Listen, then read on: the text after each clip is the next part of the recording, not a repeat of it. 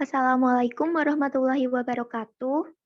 Di sini kami dari kelompok 3 akan mempresentasikan hasil kerja dari kelompok kami, yaitu tentang pembahasan evaluasi kemampuan lahan USDA dan kesesuaian lahan FAO dalam mata kuliah Dasar-Dasar Ilmu Tanah.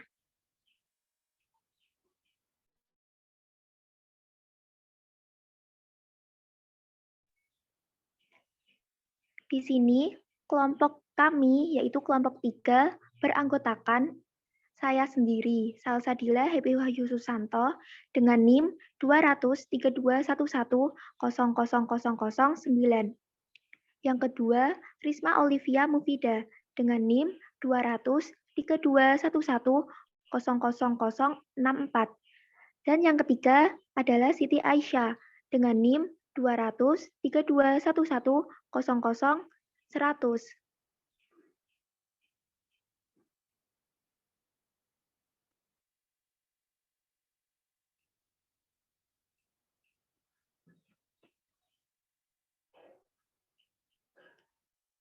Di sini, kelompok kami akan membahas materi seputar mengenai yang pertama, konsep dasar, yang mencakup konsep dasar, tujuan, prinsip, skala, dan pendekatan evaluasi lahan. Yang kedua, mengenai evaluasi kemampuan lahan USDA, yang mencakup evaluasi kemampuan lahan USDA dan struktur klasifikasi KPL. Serta yang ketiga adalah evaluasi kesesuaian lahan FAO, yang mencakup struktur klasifikasi kesesuaian lahan, persyaratan lahan, dan prosedur evaluasi lahan.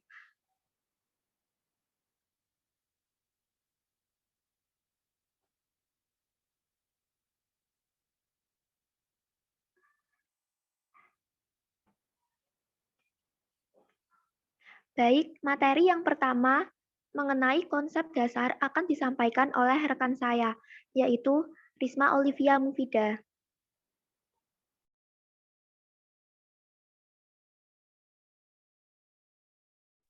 Baik, di sini saya akan menjelaskan tentang konsep dasar.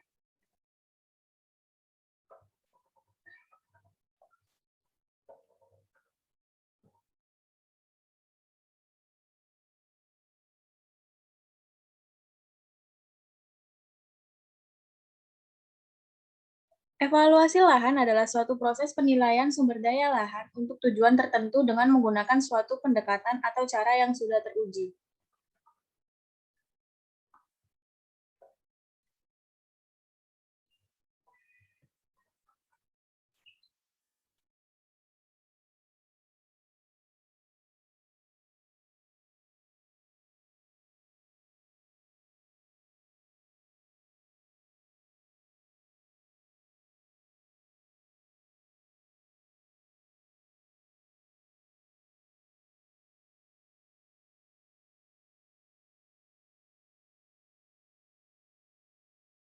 Kesesuaian lahan adalah tingkat kecocokan sebidang lahan untuk penggunaan tertentu.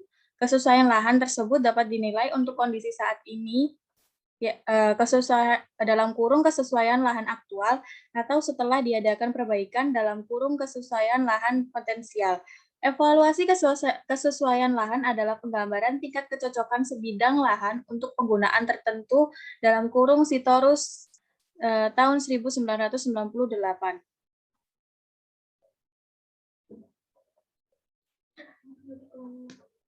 Tujuan evaluasi lahan. Tujuan evaluasi lahan adalah memprediksi segala konsekuensi yang mungkin terjadi bila ada perubahan penggunaan lahan. Dalam kurung MAHI tahun 2004. Prediksi yang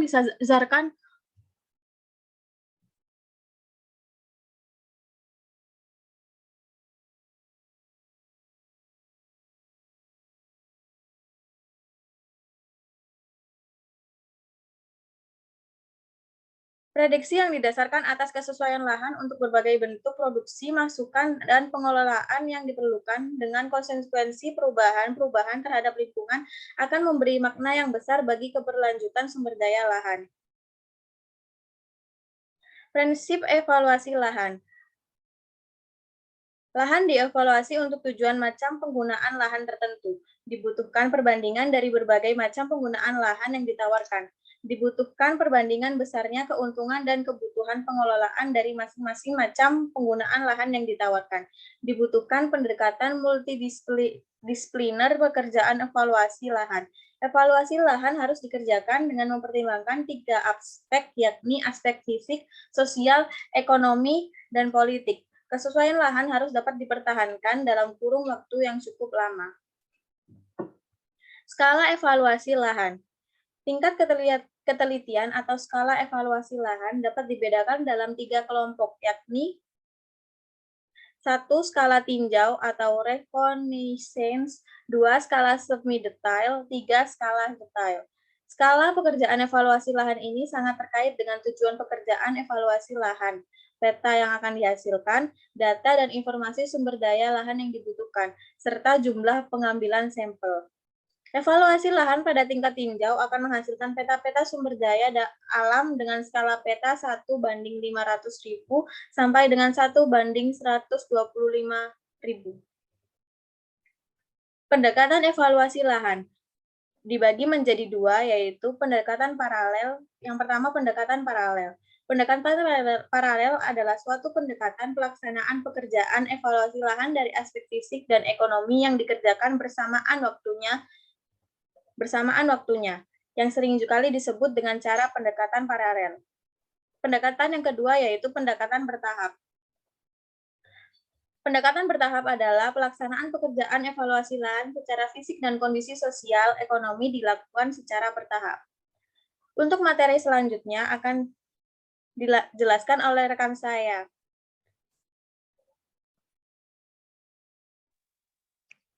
Baik, untuk materi yang selanjutnya adalah evaluasi kemampuan lahan USDA.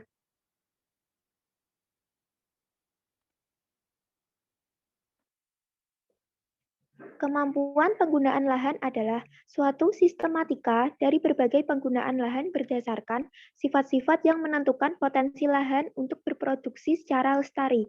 Lahan diklasifikasikan atas dasar penghambat fisik. Sistem klasifikasi ini membagi lahan menurut faktor-faktor penghambat serta potensi bahaya lain yang dapat mengganggu pertumbuhan tanaman. Lalu hasil klasifikasi ini dapat digunakan untuk menentukan arahan penggunaan lahan secara umum, misalnya untuk budidaya tanaman semusim, perkebunan, hutan produksi, dan sebagainya.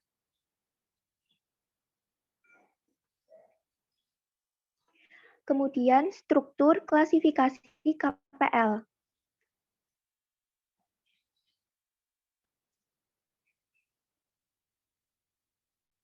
Ada 3 kategori dalam klasifikasi KPL, yaitu mencakup kelas, subkelas, dan unit. Karakteristik KPL dikelompokkan menjadi 3 tingkat, yaitu yang pertama kelas KPL, menggunakan derajat pembatas atau penghambat, 0 kelas 1 sampai ekstrim kelas 8. Kelas KPL ditulis dalam huruf Romawi. Yang kedua, subkelas KPL menunjukkan jenis pembatas utama, yaitu erosi dengan lambang E, kebasahan dengan lambang W, karakteristik tanah dengan lambang S, iklim dengan lambang C, dan gradien dengan lambang G. Lalu yang ketiga, satuan KPL, yaitu pengelompokan beberapa satuan peta inventarisasi yang mencakup yang pertama, mempunyai kemiripan respon terhadap pengelolaan yang sama. Yang kedua, mempunyai hasil potensial yang hampir sama. Yang ketiga, memerlukan upaya konservasi tanah yang sama.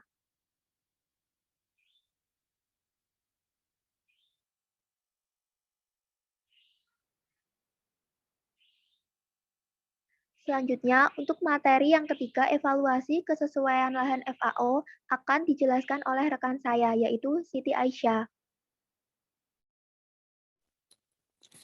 Baik, menyambung penjelasan tentang materi ini. Yang ketiga adalah pembahasan mengenai evaluasi kesesuaian lahan FAO. Jadi ada beberapa metode yang dapat digunakan untuk melaksanakan klasifikasi kesesuaian lahan. Nah, misalnya salah satunya adalah metode FAO yang dikembangkan di Indonesia oleh Puslitana pada tahun 1997. Nah, metode FAO lebih menekankan pada pemilihan jenis tanaman semusim. Pada prinsipnya, klasifikasi kesesuaian lahan dilaksanakan dengan cara memadukan antara kebutuhan tanaman atau persyaratan tumbuh tanaman dengan karakteristik lahan. Oleh karena itu, klasifikasi ini sering juga disebut sebagai spesies matching.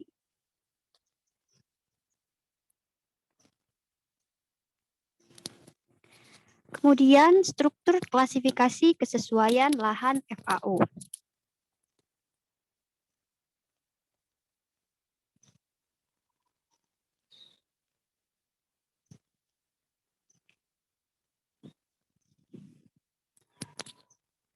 Yang pertama, dalam klasifikasi kesesuaian lahan FAO ini dibedakan menjadi ordo, kemudian kelas, subkelas, dan juga unit.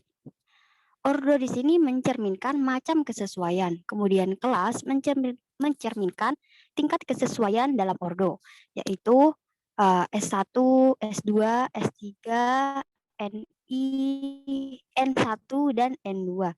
Jadi dalam ordo tadi mencerminkan macam kesesuaian, yakni terdapat dua macam, yaitu sesuai dan tidak sesuai. Sesuai dilambangkan dengan S dan tidak sesuai dilambangkan dengan N.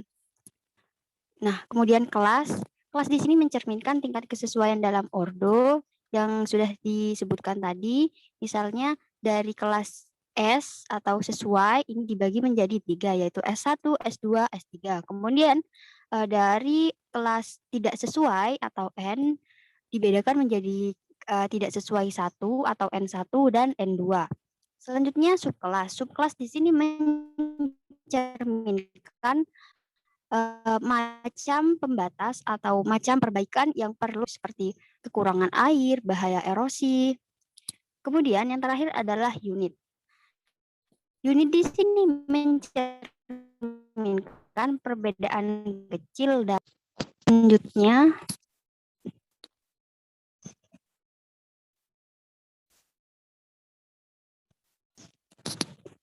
selanjutnya yaitu persyaratan lahan.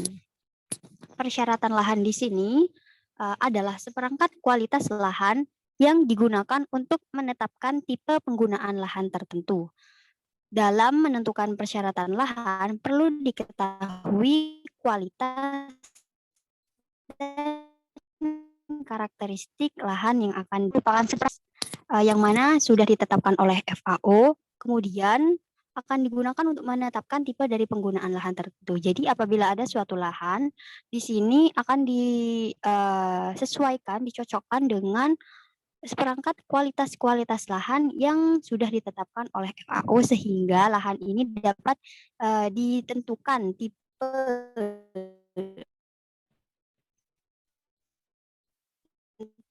dari pengguna sebagai parameter dalam evaluasi lahan tersebut antara lain temperatur udara, drainase, tekstur, alkalinitas,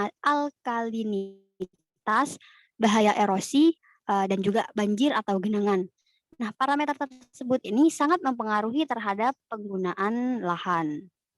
Kualitas lahan adalah karakteristik lahan, dapat tunggal ataupun majemuk yang dibutuhkan dalam persyaratan lahan. Jadi dalam persyaratan lahan ini yang perlu diketahui adalah kualitas lahan dan juga karakteristik dari lahan.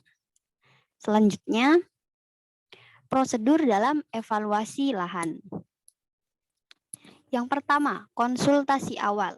Kemudian menjabarkan tujuan evaluasi. Kemudian memerlukan data-data yang tersedia sebagai dasar dari evaluasi. Kemudian adalah penggunaan lahan, yaitu persyaratan dan juga pembatas. Di mana menginventarisir persyaratan penggunaan lahan yang telah ditetapkan dan mengidentifikasi pembatasan penggunaan lahan yang ada. Selanjutnya, satuan lahan dan kualitas lahan. Pada tahap ini ditentukan satuan lahan yang akan digunakan sebagai batas satuan evaluasi. Kemudian pembandingan penggunaan lahan dan kualitas lahan. Evaluasi lahan pada dasarnya adalah menggabungkan dan memperbandingkan berbagai data yang terkumpul dengan persyaratan penggunaan lahan untuk menghasilkan klasifikasi lahan. Jadi seperti yang sudah disebutkan tadi, jika ada suatu lahan di sini disesuaikan atau dicocokkan ciri-cirinya atau karakteristiknya dengan kualitas dan juga karakteristik dalam sistem FAO. Kemudian yang terakhir adalah penutup.